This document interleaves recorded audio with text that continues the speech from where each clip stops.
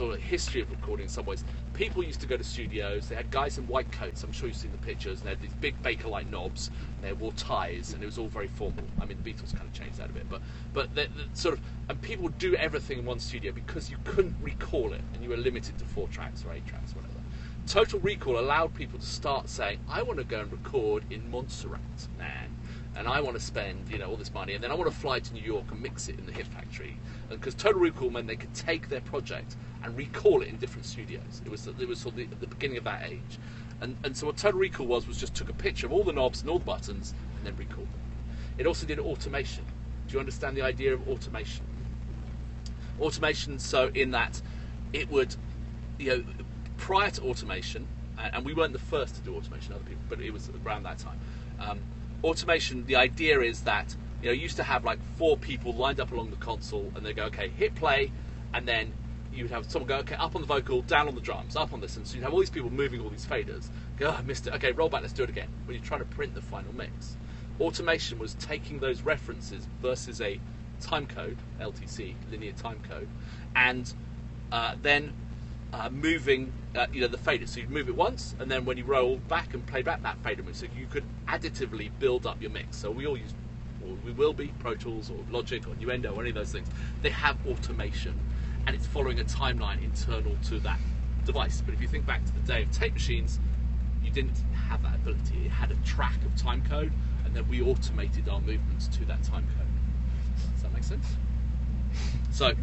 Okay. So he had a console with a computer. He also, the thing that Solid State Logic did was it was about ergonomics. They brought in teams of ergonomic engineers who said, let's watch how an engineer works. Let's lay stuff out so that the things they need are underneath their hands, and let's make things so they're sort of, it's all about the workflow. You don't want to stand in the creative process. You know, if you're using technology, we all use technology today. If you want to be creative, you don't want to have to think about what menu you go to or what level or how many, you know, you just want to do it. You want to, like playing a keyboard or playing drums or something. It's a very organic process. So that was, the ergonomics were a big part. And then we made, you know, good sounding consoles. So that's how we started. The first products were called the 4000. So you'll come across the SSL 4000. The 4000 was a couple of thousand made. We've never been a mass production company. We're based in Oxford, England, which is my hometown. And everything's built in England. We don't do any offshore, nothing's built anywhere else, it's all built in England. So the 4000 series, several thousand of those worldwide, and they went through various iterations. A series, B series. A series were like 2 of them. That was not the one which went to Paris. B series were like 15. E series, there were a lot. G's, G pluses, G plus plus or whatever. There was all, so those were the 4000 series consoles. And the first E was in Marin Heights in Canada, outside Toronto. Oh, was it? Yes. And a lot of these consoles are still working today. One of the beauties of analog is you can keep it running, so that was kind of cool. But so more of the hit records you've heard have come through SSLs, recorded or mixed, than you can possibly imagine. Still, that is true today. Dr. Dre only uses SSL consoles. You know, people like this are all SSL consoles. That's all they do. So 30 years ago, we were building these big analog consoles. Big, beautiful, lots of knobs, lots of buttons, a whole lot. People like BBC, Danish Radio came to SSL and said, we want to use one of these consoles for broadcast. But broadcast is different. What do we think might be different about broadcast? Any thoughts? Yeah, it's live. It's live. And if it's live, it needs, things like redundancy are important. So for example, rather than having one power supply, you have 2 power supplies. You know, so the ability to support 2 power supplies, so if one fails, and power supplies are the thing that do the work. So generally when you see broadcast equipment or professional equipment, it quite often has 2 power supply inlets, because power supplies are a pretty common weak link in the whole chain. They get hot, they do all the work, they take the load, therefore we always try and have everything has 2 power supplies. So can you build a 4000 with 2 pairs of redundant power supplies? Yes, okay, so we can do that. Other thing is, on traditional analog consoles, you're familiar with the idea of solo and cut, solo and mute. You know, if you solo something, it mutes everything else, and therefore you only hear that one device. Now, if you imagine doing that in a broadcast environment, what would happen? As an engineer, you would hear what you wanted to hear, but the bell is saying, so here is a mix. Tried to improperly influence the Prime Minister. John Laws is accusing Alan Jones of pressure. If I AFL this, That's best friend. I'm hearing this after the fader. A pre-fade listen is basically pretty obvious, pre the fader. So if I, for example, if I hold this back, this is called backstop PFL. So this means as an engineer, I'm live to air, I'm doing a TV broadcast. I want to check what's on that line before I push it into the main program. So I can do a backstop PFL, it just senses, and I can also do it from a button. So AFL, PFL. Well, this morning it's a case of who said exactly. They're non-destructive processes.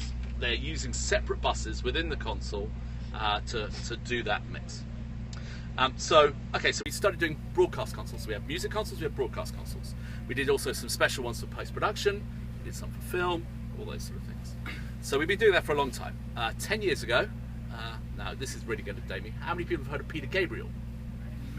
If you haven't, you ought to be shot, yes, quite frankly. Exactly. There he is, right over there on the screen. There he is. That's Peter. Okay. Peter Gabriel is the owner of SSL. He bought the company 10 years ago. Colin Saunders, who founded, unfortunately, had a helicopter accident and is no longer with us. Peter bought the company 10 years ago. He's been a long-time client. He was one of the original members of Genesis, who's a band. If you haven't heard, your homework tonight, if you haven't heard of Peter Gabriel, go and stream the album So. It is sublime. It is absolutely magic. It was 25 years ago, 28 years ago probably now. Yeah, it's scary. And it is. He always worked with absolutely the best musicians. And this tour we have showing here, 10 years ago he bought SSL. He said we need to do a live console. You know, I'm a studio artist, but I'm also a touring artist. And so he said we need to do a live console. We had to come up with a load of new technologies. We had to do a lot of work. Long story short, 2.5 years ago we started shipping the first live consoles for touring sound. And that tour was like week 1 of the console shipping. He went out with 3 consoles and he did a full European tour. And then this was the last night's recorded at the O2 Arena in London. And it's absolutely a magic. When you see him live, he just has a stage presence, a magnetism. You meet him in person, he's a very quiet, mellow, he's a very sort of thoughtful guy. He's very involved in human rights. He's part of the Council of Elders. He used to work with Nelson Mandela and people for about human rights and things like that. He's a very influential guy. He's extremely good musician, and he's like the musician's musician. He is like the guy with the most integrity out there. People really respect what he does. So as a boss, he's awesome. Anyway, so this was 2.5 years ago, out with the SSL live consoles, recorded at 96 kilohertz, 64-bit processing, and then this is like a Blu-ray playback of it now, which has been released, and it sounds amazing. So if you ever get a chance to see Peter Gabriel live, he's coming on tour this summer. He's doing a short tour through America and Canada, and he's going out with Sting. So that's going to be a pretty wild show. It's sold out, the whole bloody thing. But if you know a way to get in, do it. He's going out. Talk to you, right? You have no idea how many people have been talking to me about this. I tell you, I'm fighting hard to get myself in. You know, yes, of course I need to go. He's actually been pretty good about taking clients, but that's how it works. But he's going with Sting, and they're taking 5 of the SSL live consoles out. So for SSL, we do music consoles, we do broadcast, we do live sound now. So that's kind of what we do, you know. And it's high-level professional equipment. It's designed to be high quality. That's really the key. So we've got a nice, punchy, clean, clear aspect to it. That's gorgeous. If you want to try it out, on our website there's a thing called Duende, which are plugins. I don't know if you run plugin-based environments and things like that. And I would love you to go and buy them all, but that's not what I'm here for. I'm here just about answering your questions. Duende has like a 30-day trial.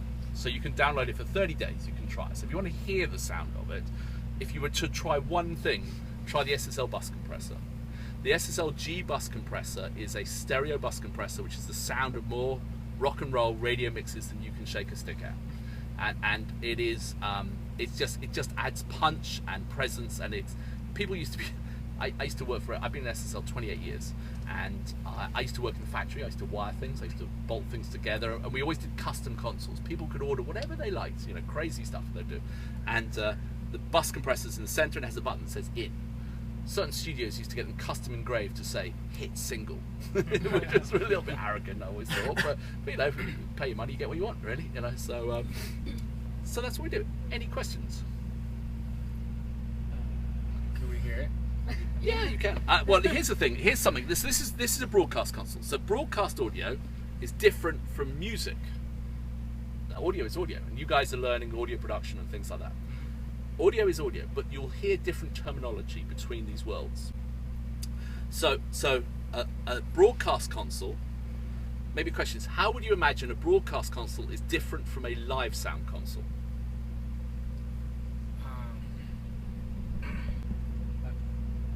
Any thoughts? Are there different standards for broadcasting and live sound? Yes, there are some, and definitely the broadcasters use some other things which you wouldn't like. And I'll come to some of the technologies. But for example, one of the big differences is a live sound show, a live concert. What you hear is your show, is your program. So generally, pure live consoles do not have a monitor environment. You know, they have just a master bus output that feeds the PA. You hear it. That's it. Broadcast audio is about compatibility checking. It's about sound management first and sound engineering second. It's taking lots of diverse sources from all sorts of areas, be it microphones in a studio, on a stage, someone phoning in from, Arizona or wherever they happen to be, playback from stereo devices, servers, all this stuff. So you as an engineer have to take all these things. They could be any format. So we have like mono channels, we have stereo channels, we have 5.1 channels, and you need to then conform them to what the program output is. I'm doing a stereo program that's going up to the satellite now or whatever. I'm doing a 5.1 and a stereo.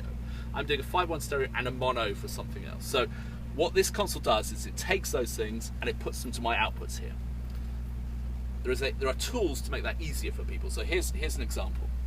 Happy relationship with a partner Doesn't mean sound you're very more good, at really, risk does it? of putting on weight. We're gonna Sounds look at that hollow and story too. phasey And our new Yeah, Brisbane I don't reporter know. Sarah Harris makes her Today Show it's debut not very with a nice. great story Now, about a it's mother of because- two starting out a new career. We have three talent sitting around a table. You only see two in the thing, and this strange woman on the VTR. But you have three people sitting around a table, and when they talk, there's bleed between their microphones. And as a broadcast engineer, I should have one up and one down. One up, or if I have two people up, I have them up. So what I should be doing is, if one person was up, I'd be like, say, 0. Another person was up, I'd be nominally 0. If I had two people up talking at the same time, I'd be up at 0 but down 3 dBs to avoid a gain build-up. So that's what you do as an engineer. And how many times do you watch the local news or the TV and the weather person starts talking, and they're like, they cut in the word because the people aren't tracking the show. They call it tracking the show, So so the person's got to focus and they've got to be up and down, up and down, up and down. They can't take their hands off. They can't think about EQ or compressors or what's coming next or the person who's going to phone in from Arizona. So they need to.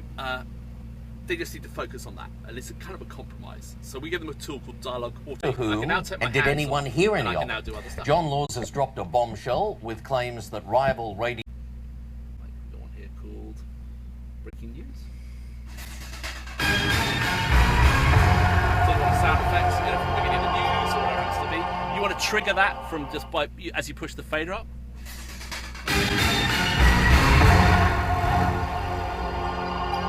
I can also use it like a shot box. So I go to the second player, and I can trigger this from buttons or tallies.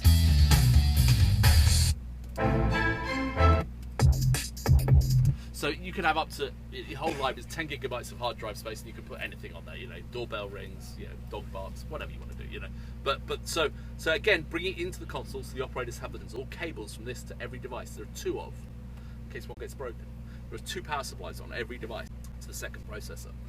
This is a 160 input channel console. So it's a lot of channels and lots of processing. All channels have EQ, all channels have dynamics, all channels have inserts. Have you ever heard of upmixing, stereo upmixing to 5.1? Have you ever heard of this concept, this idea? Okay. So there are different ways to take a stereo signal and create a 5.1 sound. You can mix, you can take this, you can pan to this left, right, rather. But I've got a stereo music, let's say, let's take stereo music. This is stereo. It's feeding my program buses, program 1 and 2. Program 1 is stereo. Program 2 is 5.1. So right now you're seeing stereo, you're hearing stereo. Now, So what some TV stations do is they create a stereo program. Now news, forget it. News is going to be stereo till the cows come home. There's no point doing 5.1 news. I mean, what are you going to put in the rear speakers? It's kind of crazy, to be honest with you. But entertainment, you know, things like that. Don't give them any ideas. No. Well, you know, people try it and it just doesn't. It's kind of weird. But the listeners at home have bought these expensive 5.1 systems with little lights saying the signal coming out of them. And sometimes they're calling the stations and going, "Why aren't my little lights lighting up? Why don't I have signal in the surround speakers?" You know, it happens. You know, Super Bowl this weekend, that's 5.1. People want to hear the crowd behind them. They want to hear, you know, all these things. Do you know, generally when you have a 5.1 signal, you always put like the talent in the center? This is a concept, an idea. You want to anchor the talking heads to your center speaker. It allows people to focus on the image. It's kind of a technique. So stereo program, and they'll upmix it to 5.1 environment. To do that, there are algorithms. Algorithms to create this pseudo 5.1 use phase and delay to create them, which is okay. But what happens is because someone has introduced phase or delay between similar elements in the system. So we do a stereo to 5.1 upmix. So I can take a stereo source here, which is music. I just go to my panning. So I'm upmixing to 5.1. Now you can maybe hear in the back. I'll cut the front. Got some stuff in the back. Some in the front. Now,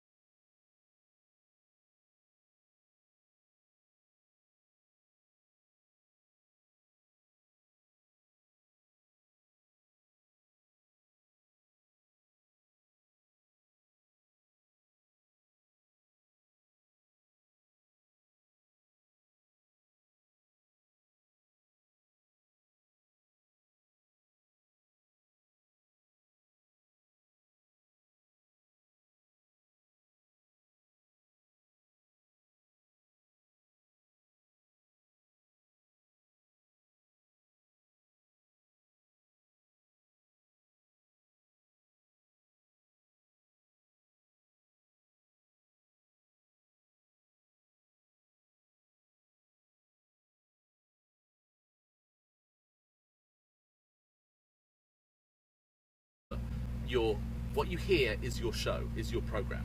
So generally pure live consoles do not have a monitor environment.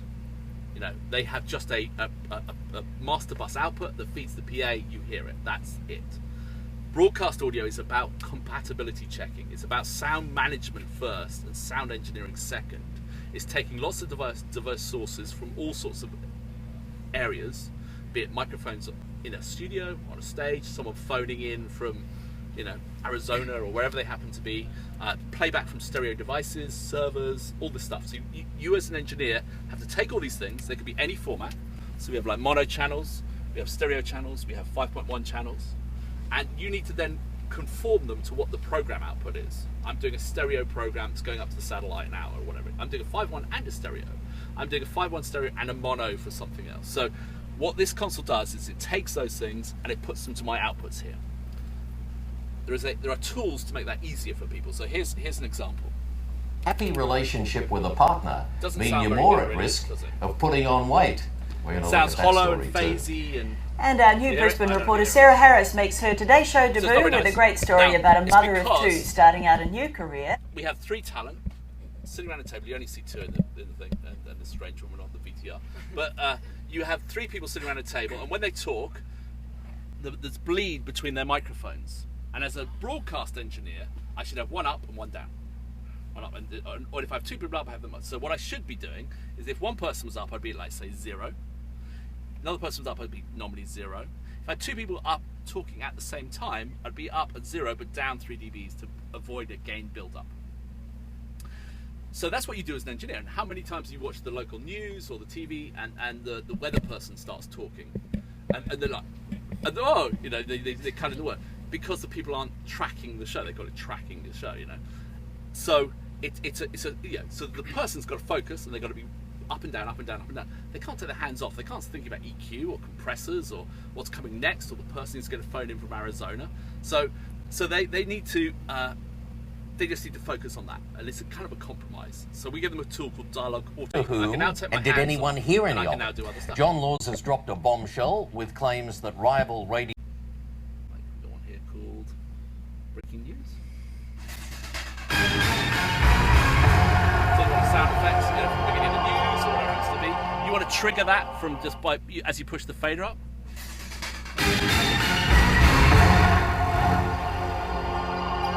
I can also use it like a shot box. So I go to the second player, and I can trigger this from buttons or tallies.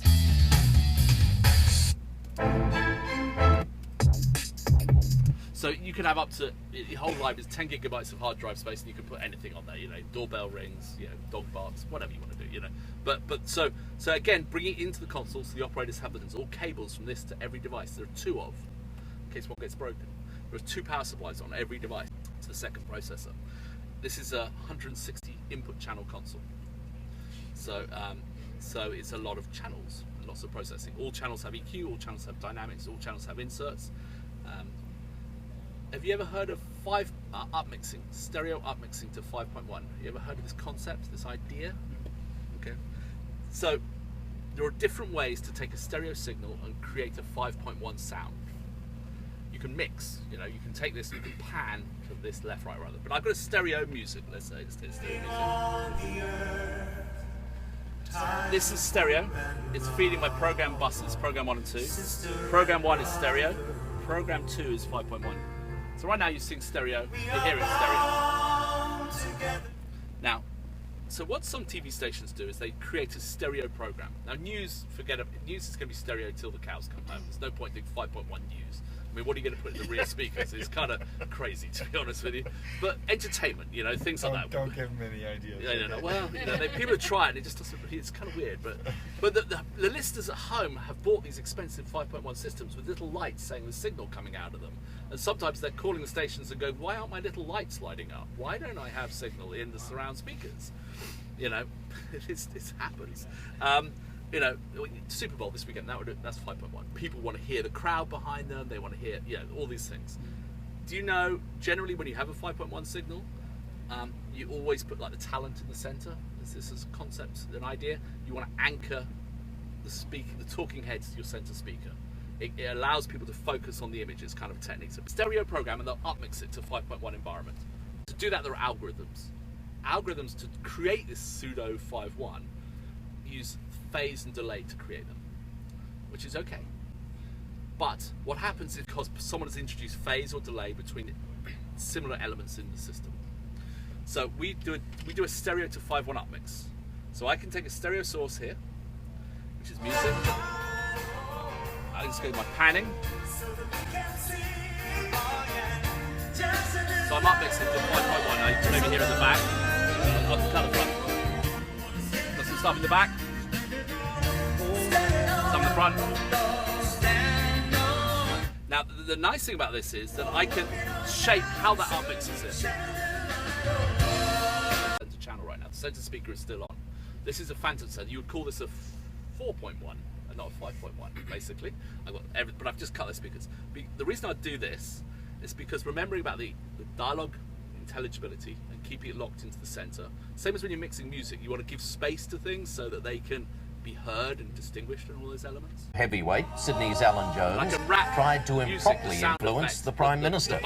John Laws is accusing Alan Jones of pressuring John Howard to reappoint David Flint as chairman of the Australian Broadcasting Authority. Now in a moment we're going to hear from both men. Yes, we are. Also in the news, the Canterbury Bulldogs are slapped with a 500... The other thing is just, I'm sure. I like to tell you a few things other than that list that I've added to my life. And he's going to talk now, isn't he? I know he is. Come on. Sorry. That's when they start the next song. Yeah. There's a song for Flea. Okay. Then maybe he's not going to talk. Man's best friend?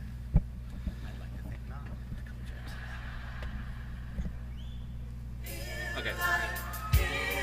So, what you're listening to right now is the stereo upmixed to 5.1. my monitor environment, I get switches to stereo now. So I'm now listening to a stereo downmix of the 5.1 upmix. This is about the broadcast consoles, about the ability to check compatibility. So I've created a 5.1, I want to check how it sounds in stereo. Sounds fine to me. I want to check in mono. Sounds okay, nothing weird going on. I'm going to switch back.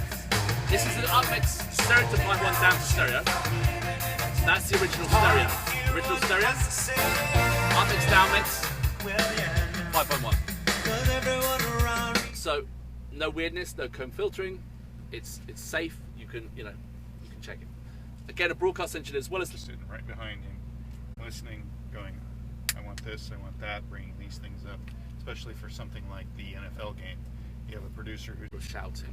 Yes, if you go in a broadcast track, people shout a lot at people, and it's just the kind of the nature of it. It's quite going on when you build a show. There's like video, obviously the pictures. There's the audio, and then there's the comms. So the artist hears you. That's it. In broadcast, the director wants to speak to everyone. The director wants to speak to the sound guy. The director may want to speak to the camera number one. Cameraman wants to speak to this guy, but then so you have to have this huge matrix of communications. And so there are people who just program. Free. I'm mixing stereo send for broadcast on the internet, but I have to have that on because the producer sitting on the other side of the truck from me, who I can't see, is giving me instructions in there. But I'm also listening to the audio guy inside on another channel at the same time. So my brain is having to listen to both and mix what's going on. And anticipate cues and bring things up and down. And we wonder sometimes why broadcast shows don't sound so good. Or why broadcast guys go insane. Yes. Or they shout so much. Yes. Yes. I was promised good questions. Yes, exactly. I was promised good questions. I only do this for the questions. I don't like the sound of my voice. Give me a question, go on. If you had a question, what would it be? How much do they cost? Ah, that's a good question. Yeah. This console here, fully redundant, mirrored, with like 24 mic pre's, probably about $160,000. They go down to like 80,000. They can go up to 300,000. We do very big consoles. We've made $1 million consoles, and Real $1.5 million. Studio A. Real World Studio A. The music, the music consoles for like big TV shows, like very very large consoles. We made 96 fader digital consoles.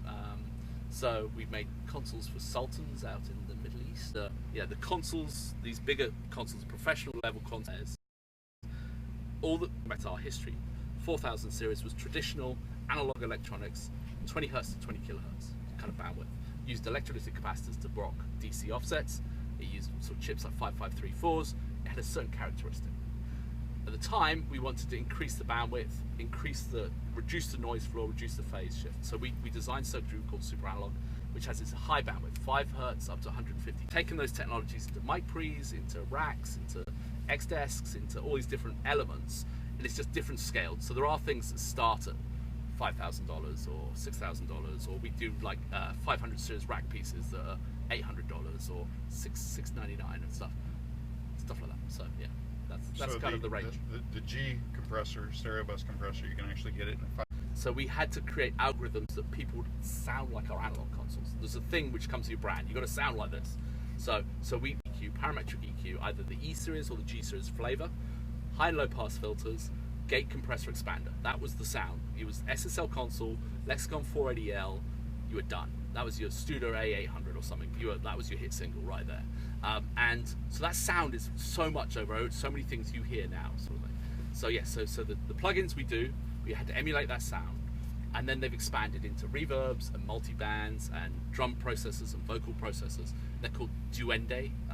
There are other people like Waves or UAD who do licensed emulations of those consoles, the 4000, and they do channel strips and bus compressors. The UAD are pretty good. Yeah, they're pretty good.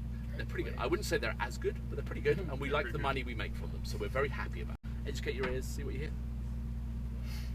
So when we go up to my studio, you will see the mini version of the super analog console. It's about this big. It's 24 channels. Actually, it's 40. It's almost 40 channels now. So. They're great. It's good. Any other questions? What program is this? Well, it's a breakfast show in Australia, to be honest with you. So that's hence why they have the funny accents. No, I mean on the proprietary system. So we design our own software, own hardware. There is within diagnostic network protocol. It also allows us to have shared folders which appear on a network. So that you restore projects, I can do it via this IP link. That's all managed by the Linux engine, but the actual audio engine is a proprietary system. So in terms of digital consoles, they don't run on OSs like you're thinking. They're all proprietary. Even Avid, which started out on XP, they now have their own. They've taken XP and expanded beyond it because, of course, Microsoft no longer supported XP.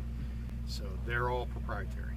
They design them to work within their architecture and how they want Signal Flow to work and how they want it to sound. So when you're doing live audio, you have to be the highest priority. You cannot have a system that goes off and checks the email or no dropouts, no loss of OS, so it's got to be robust. Yeah. If you're watching TV and it glitches for half a second, it's not the end of the world. If you're producing that TV show, it is the end of the world. Yeah. And if you're the guy who makes the, you might be in trouble. And we're back to the shouting. Okay. This is not something that most of these guys have covered. A few of them are in my live sound class, so they know about that. Okay. Analog audio, you know about analog. You know about balanced, unbalanced. Yeah. AES audio. AES audio. Yeah. So AES, you're familiar obviously with the AES group standards, you know. So AES 3 is what you'll find on traditional broadcast equipment. Can come on an XLR cable, stereo signal. It generally depends on what sample rate. It can be 48K, 96K. It's a 24-bit signal, and it's a point-to-point connection. There is AES 10, which is called MADI. Come across MADI? MADI, multi-channel audio digital interface, I think. It was written, the spec was written by Solid State Logic plus some other companies about 20 years ago. Yeah, we were part of the group who wrote it. It was designed initially to be connecting multi-track tape machines to digital consoles. It was 56 channels with it can do 64 channels. It stars out to lots of devices. MADI, because it's an AES standard, lots of people do it. So lots of things from line level because you need more gain control. There is SDI. Familiar with SDI? No, you don't have to be. Serial did it, then we re-embed it back into the video signal. So that's an SDI stream. So when you're working in broadcast or some of these post environments, you'll hear about HD SDI or SDI. Sometimes called muxing in America. Yeah, multiplexing. The other thing that we're transitioning to is audio over IP. Anyone know anything about audio over IP? From stage to front of house. Yeah. Tune monitoring console, that's what he's referring to. Okay. So it's, you know what a switch is? You know, like a Cisco switch, the thing with all the lights and the thing. We got some at the back of the truck. And using those to transport. So the cost factors of this is amazing. Why do you think it's not a good idea for audio? Interference? No. It's not very good for audio because of the indeterminate route that audio passes. Audio, like multi-channel audio, needs to arrive at the same place at the same time or in the right order. If one email turns up before the other, it's not the end of the world. If one email took a route via Siberia and another one went this way and they arrived, it doesn't matter at the same time and in the right order in right places. So an IP network is an indeterminate. It takes any route it could like. You know, that's how IP works. So, but the technology is so cost effective and so has so many benefits. We've got to find a way to do this. So there were things called Cobra Sound, Ethernet, which were proprietary implementations. So you couldn't mix other media on it, and they had latencies of about 5 milliseconds or 6 milliseconds, which in a called Ravina. There's one called AES67, with a company called Ordinate, and they have a technology called Dante. So I don't know if you come across this at all. So Dante's interesting. Dante it has a master clock device, and as stuff is ingested, it will play it out at that predetermined latency, wherever you want it. So if you say my network has a 1 millisecond latency I ingest audio, multi-channel audio, it timestamps it with PTP, Precision Time Protocol, and then it plays it out 12 channels of 48K audio. Okay? So if I take a traditional TDM router, TDM time division multiplex, is the way we've routed audio, X to Y, kind of this to this. It's a hardware device, basically, or up to a point. If I take a Cisco switch, 24 ports, 1 gigabit per port, 24 ports, times by 512 is 12,000 cross points.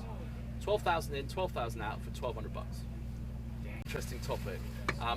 When you have Dante devices, and I think it's for educational environments. I want to see this. We'll definitely see more of it.